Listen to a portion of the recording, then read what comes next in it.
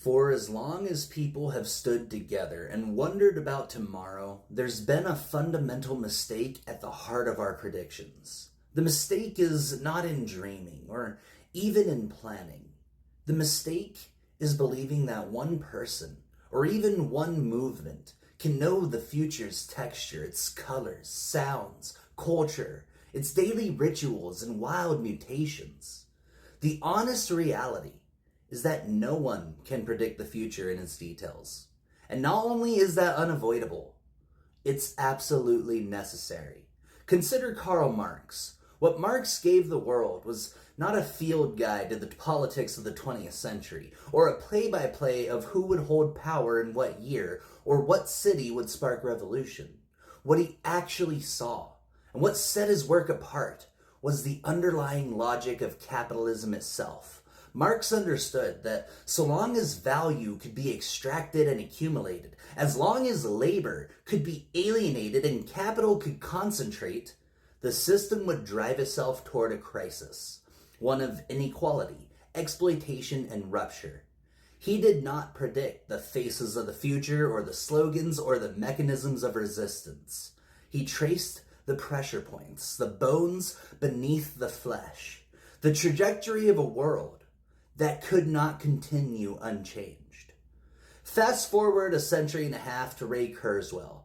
Kurzweil's legacy isn't that he could list the names of every company that would define the 21st century, or the release dates of every major technological breakthrough. His contribution is something deeper and far more lasting. Kurzweil recognized the shape of technological progress, not a straight line, but a rising curve, exponential in nature, compounding on itself. He gave us the singularity, the idea that at some point, progress accelerates so rapidly, it redefines what it even means to make a prediction. Kurzweil never claimed to see the texture of the future. What he understood is that the rate of change would shatter any attempt to fully script what comes next. He mapped the bones, not the face. And then there's Jacques Fresco. I stand firmly and without apology on Fresco's shoulders. The Venus Project remains the most coherent attempt to demonstrate, with blueprints and models, what a civilization could look like if we organized for abundance and not for control. But even Fresco, for all his brilliance, was only ever sketching the skeleton. He laid out the fundamental requirements. If you want a world where people flourish, you need to engineer out scarcity, design for stewardship, and make dignity the foundation. My own additions are not corrections, but updates, folding in new technology, and more importantly, making explicit what Fresco hinted at. A world designed for abundance leads to more freedom, more diversity, more creativity, not less. My vision is detailed because the mechanics must be. It must be robust enough to withstand cynicism and the test of reality. But the real beauty is that the details are left for others. The flesh is for each person to fill in.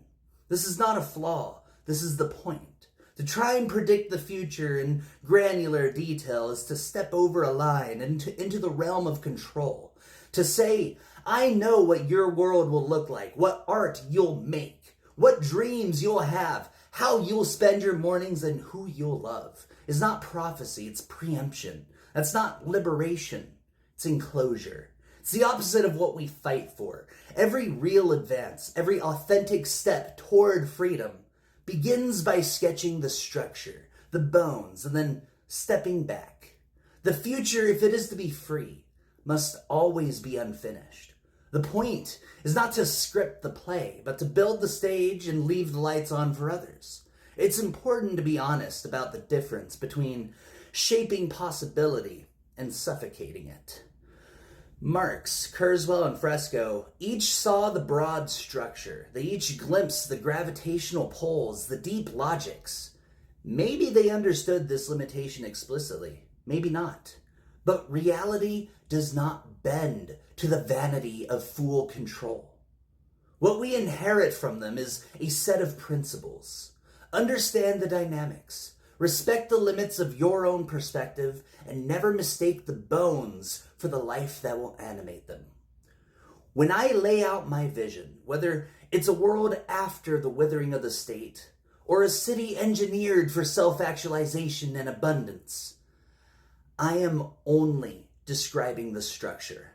The point is not to fill in the rest. I can show you how such a world is possible, how the laws of science, engineering, and the lessons of philosophy make it achievable, how the incentives align for more freedom, more variety, more room for contradiction and flourishing.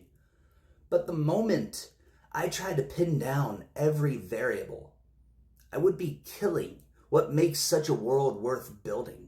The details, the art, the love, the ordinary weirdness of daily life are not for me to dictate. They're for the people of the future to live.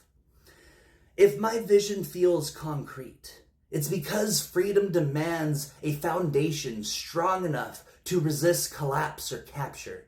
The bones must be solid, or nothing new can grow. But the real measure of progress is in how much remains open, how much space is left for unanticipated lives, for untamed possibility, for difference that could never be engineered from above. When you see the shape of my vision, remember that the bones are all I will ever claim. The rest is yours. That is the heart of the philosophy. That is why the future, if it is to be free, must never be fully known in advance.